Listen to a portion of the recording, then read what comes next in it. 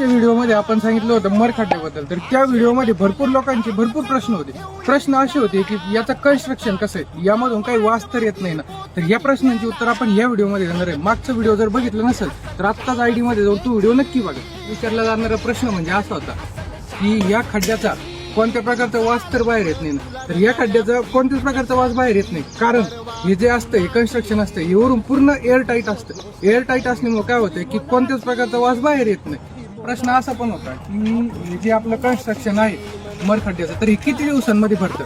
तर हे लवकर भरत नाही, कारण याच्यामध्ये कॅपॅसिटी भरपूर असते याची. कारण काय होतं की आपण जशी मॉर्टिलिटी टाकतो ती खाली जाऊन डिकम्पोज होती. खाली त्याला कोणतंच कन्स्ट्रक्शन नसतं, खाली सिमेंट नसतं, काहीच नसतं, डायरेक्ट माती असते.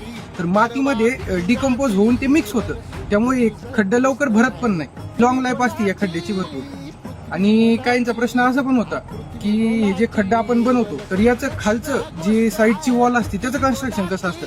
तर त्याचं कन्स्ट्रक्शन एकाड एक विटीचं असतं, म्हणजे की एक वीट आणि एका विटीच्या मध्ये गॅप असतो, मध्ये गॅप सोडलेला असतो. तर असं कन्स्ट्रक्शन असतं. त्यामुळे काय होतं की या खड्ड्यामध्ये पाणी पण येतं बाहेरचं, आणि जी डिकम्पोजिशन प्रोसेस असते ती नॅचरली पण फास्ट चालते.